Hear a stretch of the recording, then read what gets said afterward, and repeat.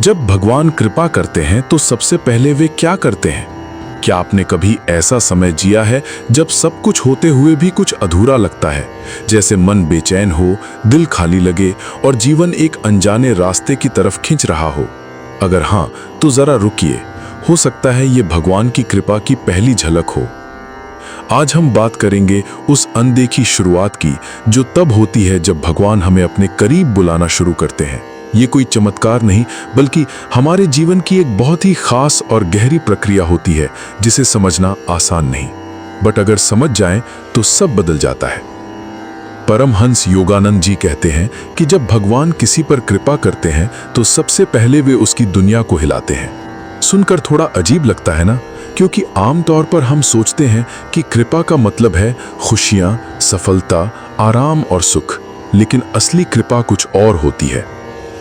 भगवान सबसे पहले हमारे अंदर की जाली पहचान को तोड़ते हैं।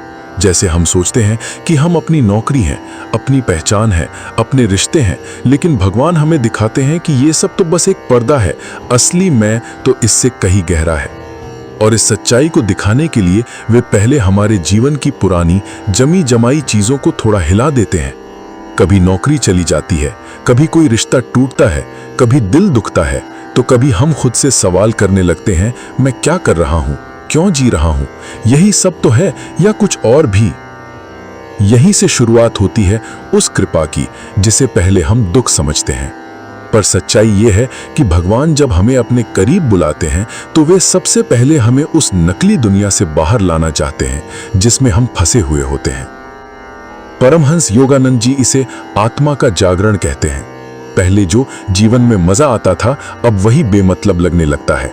वही रिश्ते, वही बातें, वही सफलता, सब फीकी लगने लगती है।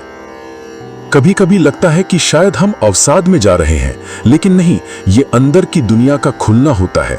आत्मा हमें आवाज दे रही होती है कि अब उठो, अब सच्चाई की तलाश करो। इस सफर की शुरुआत थोड़ी अकेली लग सकती है। पुराने दोस्त अब आपसे नहीं जुड़ते, जो बातें पहले पसंद थीं अब उनमें मन नहीं लगता। लेकिन ये अकेलापन बुरा नहीं है, ये तो एक संकेत है कि आप अब बाहर की दुनिया से हटकर भीतर की ओर जा रहे हैं, और यही भगवान की सच्ची कृपा है। अब सवाल उठता है कि भगवान ऐसा क्यों करते हैं, क्यों हमें तोड़ते हैं, क्यों दुख देते हैं? जवाब सीधा है, ताकि हम खुद को जान सकें।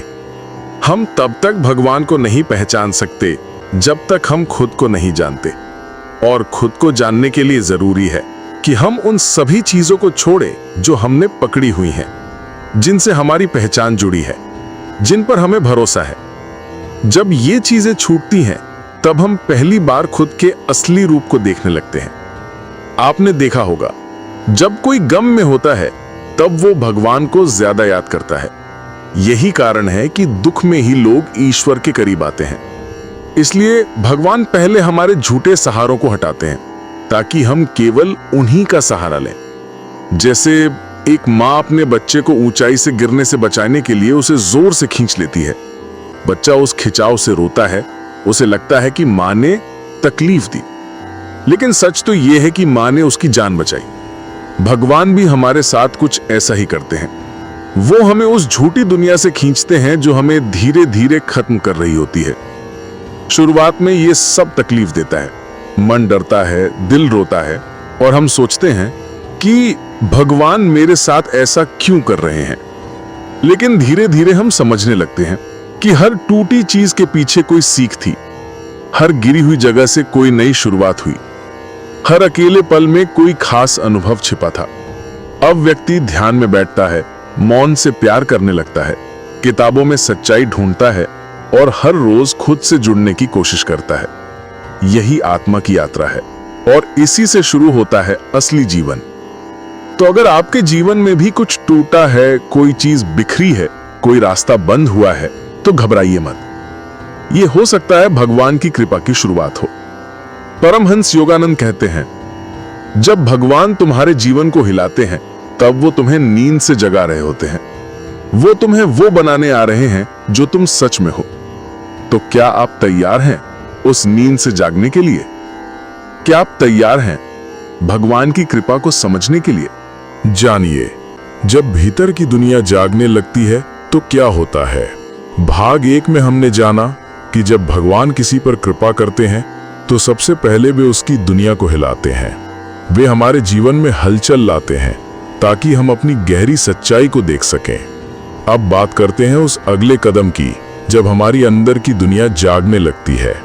इस बदलाव की शुरुआत बाहर से होती है, लेकिन असली परिवर्तन भीतर होता है।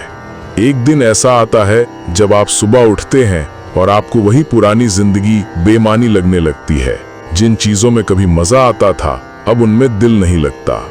जैसे आपको अब पार्टियों में जाना अच्छा नहीं लगता, शोरगुल में बेचैनी होती है, दुनिया की बातें सुनकर मन थकने लगता है।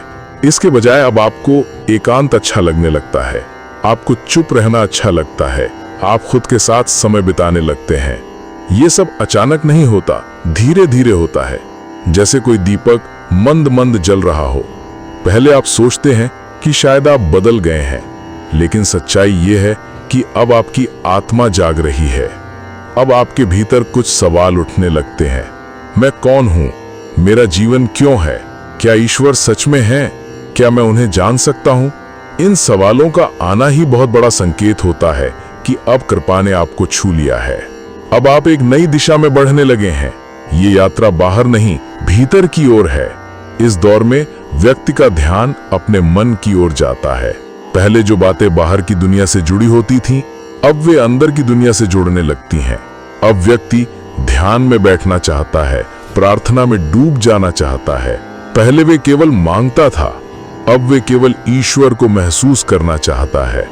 ये समय थोड़ा अजीब हो सकता है, क्योंकि ना आप पूरी तरह से बाहर की दुनिया में रह पाते हैं, ना ही पूरी तरह भीतर में। लेकिन घबराइए मत, ये एक जरूरी चरण है। जैसे कोई बीज धरती के नीचे फूटता है तो वह पहले अंधेरे से गुजरता है, फिर मिट्टी को तोड़ता है और फिर एक दिन पौधा बनकर ऊपर आता है। उसी तरह आपकी आत्मा भी अब मिट्टी को तोड़ रही है और भगवान की कृपा इस प्रक्रिया को चला रही है। आप देखेंगे कि अब आप छोटी छोटी बातों पर सतर्क होने लगे हैं। आप सोचने लगते हैं, क्या मेरा व्यवहार सही था? क्या मैंने किसी का दिल दुखाया? क्या मेरी सोच शुद्ध है? अब आप आत्मनिरीक्षण करने लगते हैं। यही भीतर की दुनिया का जागना है। अब आप केवल खुद के लिए नहीं जीना चाहते, आप दूसरों के लिए भी अच्छा बनना चाहते हैं। आपके अंदर करुणा, प्रेम और क्षमा की भावना बढ़ने लगती है। भगवान अब आपको नए रास्तों से बुलाते हैं, कभी किसी किताब के जरिए, कभी किसी गुरु के माध्यम से, कभी किसी सपने, तो कभी किसी अजनबी की बातों से। हर जगह से संदेश आता है, अब तुम चलो, अब तुम तैयार हो। लेकिन इस समय कुछ चुनौतियां भी आती हैं। कभी कभी आप अकेला महसूस करते हैं। आपके पुराने दोस्त अब आपको समझ नहीं पाते। कोई कहता है कि आप अजीब हो गए हैं, कोई कहता है आप गंभीर हो गए हो। लेकिन आप जानते हैं कि अब आप सच के करीब जा रहे हैं। इस समय बहुत जरूरी होता है कि आप अपने दिल की सुने, ध्यान, साधना और मौन में समय बिताएं। ये समय किताबों से ज्यादा अनुभव का होता है। अब आपको भगवान को समझना नहीं, उन्हें महसूस करना होता है। कभी कभी आप रोने लगते हैं बिना किसी वजह के। कभी मन बहुत शांत हो जाता है। कभी लगता है कि भगवान बहुत पास हैं, तो कभी लगता है कि वे बहुत दूर हैं। ये सब सामान्य है। ये आत्मा का परिष्कार है। परमहंस योगानंद कहते हैं कि जब आत्मा जागती है तो वो पहले रोती है, फिर मुस्कुराती है और फिर भगवान की बाहों में समा जाती है। अब आप सच्चे मार्ग की ओर बढ़ने लगे हैं। अब आपको केवल सच्चाई चाहिए। अब दिखावा, झूठ, अहंकार, ये सब आपको बोझ लगते हैं। और सबसे खूबसूरत बात यह है कि अब आप हर चीज में भगवान को ढूंढने लगते हैं। पेड़ में, हवा में, सूरज की किरणों में, किसी मुस्कुराहट में या अपनी सांसों में, हर जगह भगवान का एहसास होने लगता है। यही सच्ची कृपा है। तो अगर आपके साथ भी ये हो रहा है, अगर आप खुद को थोड़ा अलग महसूस कर रहे हैं, अगर आपको चुप रहना अच्छा लगने लगा है, अगर आपके सवाल गहरे हो गए हैं, तो समझ लीजिए कि आपकी आत्मा अब जाग रही है। भगवान ने आपके द्वार पर दस्तक दी है। अब केवल दरवाजा खोलना बाकी है। और याद रखिए, आप अकेले नहीं हैं। ये यात्रा बहुत से लोगों की है।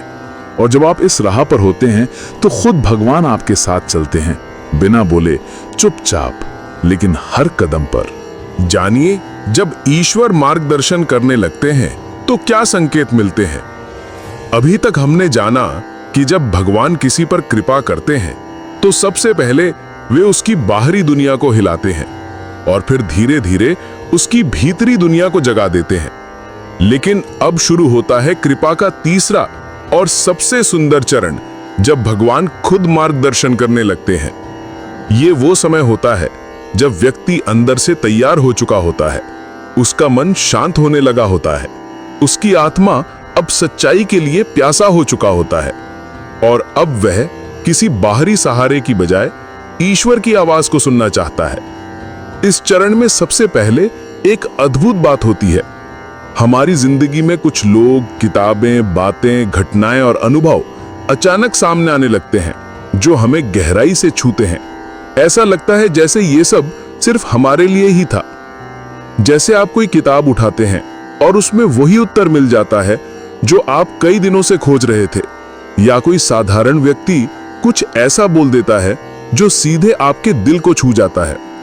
ये सब संयोग नहीं होते, ये ईश्वर की कृपा होती है। अब वे हमें संकेतों से, इशारों से, अनुभवों से राह दिखाने लगते हैं। कभी कभी ऐसा होता है कि हम किसी मुश्किल में होते हैं और अचानक कोई मदद आ जाती है। हमें लगता है कि ये कैसे हुआ, लेकिन अगर हम ध्यान से देखें तो ये भगवान ही होते हैं जो हमारे लिए रास्ता खोलते हैं। वे बाहर से नहीं आते, लेकिन हर चीज को इस तरह से व्यवस्थित कर देते हैं कि हमारी समस्या हल हो जाती है। अब हमें यह समझ में आने लगता है कि भगवान किसी रूप में सामने नहीं आते, लेकिन वे हर जगह होते हैं। हर अनुभव में, हर इंसान में, हर भावना में वे अपना संकेत भेजते हैं। ये एक बहुत गहरा अनुभव होता है। अब हमें जिंदगी में एक अजीब सी सुरक्षा महसूस होती है। लगता है कि कोई है जो हमेशा साथ है, जो हमें देख रहा है और जो हर कदम पर हमारी मदद कर रहा है। इस समय व्यक्ति की साधना गहरी होने लगती है। अब वह सिर्फ नियम निभाने के लिए ध्यान नहीं करता, बल्कि वह ध्यान में बैठने को लेकर उत्सुक होता है। उसे लगता है कि ध्यान में बैठना किसी से मिलने जैसा है, ईश्वर से मिलने जैसा। परमहंस योगानंद जी कहते हैं कि जब तुम रोज ध्यान में बैठते हो तो भगवान एक दिन तुम्हें देखकर मुस्कुराते हैं और कहते हैं, अब ये मेरा हो चुका है। अब व्यक्ति की सोच बदलने लगती है। पहले वो हर चीज को अपने नजरिए से देखता था, अब वो सोचता है भगवान इसे कैसे देखेंगे। वो हर निर्णय से पहले खुद से पूछता है, क्या ये सही है? क्या ये मुझे भगवान के करीब ले जाएगा या दूर? ये मार्गदर्शन केवल ध्यान या किताबों तक सीमित नहीं रहता, ये हमारे रिश्तों में, हमारी नौकरी में, हमारे हर फैसले में दिखने लगता है। भगवान अब हर क्षण हमें सिखा रहे होते हैं। कभी धैर्य सिखाते हैं, कभी क्षमा, कभी विनम्रता, कभी प्रेम। अब हमारे भीतर एक आंतरिक आवाज सक्रिय हो जाती है। ये वही अंतरात्मा है जिसे पहले हम अनदेखा करते थे, अब वो साफ सुनाई देती है। और जब हम इस आवाज का अनुसरण करते हैं तो हमारी जिंदगी में शांति, स्थिरता और आनंद आने लगता है। कभी कभी इस राह में संदेह भी आता है, लगता है कि हम गलत तो नहीं जा रहे। लेकिन ऐसे समय में भी अगर हम अंदर की आवाज को सुने और शांति से आगे बढ़ें तो रास्ता अपने आप साफ होता चला जाता है। अब जीवन में दो बातें बहुत गहराई से समझ आने लगती हैं। हर चीज में भगवान है, हर चीज से वे हमें कुछ सिखा रहे हैं। इस स्तर पर व्यक्ति अब शिकायत करना बंद कर देता है। अब वो दुख में भी कुछ सीखता है और सुख में भी विनम्र रहता है। वो जानता है कि भगवान अब उसे चला रहे हैं और उनका मार्गदर्शन ही उसका जीवन बन गया है। अब व्यक्ति हर रोज जागता है इस भावना के साथ कि हे प्रभु, आज मुझे वही करना है जो आप चाहते हैं, मुझे वही कहना है जो आप कहें, मुझे वही सोचना है जो आप सोचें। ये आत्मसमर्पण की शुरुआत होती है और यहीं से ईश्वर की कृपा पूर्ण रूप से सक्रिय हो जाती है। अब व्यक्ति को ऐसा लगता है कि वो अकेला नहीं है, उसके भीतर एक शक्ति है जो उसे हर क्षण मार्ग दिखा रही है, संभाल रही है और प्रेम से भर रही है। अब भगवान केवल कोई धारणा नहीं रहते, वे अनुभव बन जाते हैं। तो अगर आप महसूस करते हैं कि आपको हर छोटी बड़ी चीज में कोई दिशा मिल रही है, आप अपने मन की आवाज को ज्यादा सुन पा रहे हैं, या आप कुछ ऐसे अनुभवों से गुजर रहे हैं जो सिर्फ आपको भीतर से बदल रहे हैं, तो समझिए कि अब भगवान खुद आपका मार्गदर्शन कर रहे हैं। ये सबसे सुंदर अवस्था है और ये केवल उनकी कृपा से ही संभव है। अंत में यही कहूंगा, भगवान कभी जोर से नहीं बोलते, वे धीरे से फुसफुसाते हैं, और जब हम ध्यान से सुनते हैं तब हर दिशा, हर फैसला, हर रास्ता साफ हो जाता है। अब तक हमने ईश्वर की कृपा के 3 चरणों को समझा। बाहरी जीवन में हलचल, भीतरी जागृति और ईश्वर द्वारा मार्गदर्शन। पर अब हम पहुंचते हैं उस अंतिम और सर्वोच्च अवस्था पर, जहां व्यक्ति पूरी तरह भगवान में समर्पित हो जाता है। यह वो क्षण होता है जहां अब कुछ भी शेष नहीं रहता, न चाह, न डर, न अहंकार। बस एक ही भावना रह जाती है, हे प्रभु, मैं अब आपका हूं। इस अवस्था तक पहुंचने में समय लगता है, अनुभव लगते हैं, और सबसे ज्यादा धैर्य और प्रेम लगता है। यह कोई उपलब्धि नहीं है, यह तो एक विलीन हो जाने की प्रक्रिया है। जब इंसान अपने मन की आवाज को सुनते सुनते थक जाता है, जब वो जान लेता है कि यह जीवन उसकी योजना से नहीं बल्कि एक बड़े हाथ से चल रहा है, तब वो धीरे धीरे समर्पण की ओर झुकता है। यह समर्पण कोई हार नहीं है, यह तो सबसे बड़ी जीत है, क्योंकि अब व्यक्ति जान जाता है कि भगवान मेरे साथ है और मैं उनके साथ। अब मुझे कुछ भी अपने अनुसार नहीं करना है, मुझे बस बहना है उनकी कृपा की नदी में। इस अवस्था में व्यक्ति हर दिन, हर क्षण में ईश्वर को महसूस करता है। अब वो पूजा पाठ केवल कर्मकांड नहीं करता, वो हर सांस में भक्ति करता है। वो खाना बनाता है तो प्रेम से भगवान के लिए बनाता है। वो चल रहा होता है तो उसे लगता है भगवान साथ चल रहे हैं। वो कुछ बोलता है तो सोचता है कि प्रभु ही तो बोल रहे हैं। ये अवस्था कोई एक दिन में नहीं आती, लेकिन जब आती है तो पूरी जिंदगी ही बदल जाती है। अब कोई डर नहीं रहता, न मृत्यु का, न असफलता का, क्योंकि अब व्यक्ति जान चुका होता है कि जो भी हो रहा है वो उसी ईश्वर की योजना है जिसने उसे बनाया है। अब हर दुख में भी प्रेम है और हर सुख में विनम्रता। व्यक्ति अब न किसी से शिकायत करता है, न किसी से तुलना। उसे केवल एक ही बात समझ में आती है, हे प्रभु, आपने जो दिया वो ठीक, जो लिया वो भी ठीक, आप हैं, बस इतना ही काफी है। जब ऐसा समर्पण आता है तो ईश्वर भी झुक जाते हैं। वे उस आत्मा को अपने आलिंगन में ले लेते हैं। अब वो आत्मा संसार में रहते हुए भी संसार से ऊपर उठ जाती है। उसका हर काम, हर सोच, हर भावना ईश्वरमय हो जाती है। परमहंस योगानंद ने कहा था, ईश्वर को पाने की प्रक्रिया में सबसे कठिन हिस्सा है स्वयं को छोड़ देना, और सबसे सुंदर हिस्सा भी यही है, स्वयं को छोड़ देना। जब हम अपने छोटे छोटे अहम को छोड़ देते हैं, मैंने किया, मेरा है, मुझे चाहिए, तो हम अपने वास्तविक स्वरूप में लौटते हैं, और वही स्वरूप है ईश्वर का अंश। अब जीवन एक साधना नहीं बल्कि साधना का परिणाम बन जाता है। अब हम दुनिया में कार्य करते हैं लेकिन ईश्वर की प्रेरणा से, हम बोलते हैं लेकिन सत्य के साथ, हम प्यार करते हैं लेकिन बिना स्वार्थ के। ये सच्चा समर्पण है। इस समर्पण का एक सुंदर फल ये भी होता है कि अब व्यक्ति की उपस्थिति से ही लोग शांति महसूस करने लगते हैं। अब वो कोई उपदेश नहीं देता लेकिन उसका मौन ही ज्ञान बन जाता है। वो कोई दावा नहीं करता लेकिन उसका जीवन ही साक्षी बन जाता है। इस अवस्था में व्यक्ति अब केवल एक ही बात चाहता है, ईश्वर का साथ। न मोक्ष, न सिद्धियां, न स्वर्ग, बस प्रभु का प्रेम। और यही तो सच्चा भक्त होता है।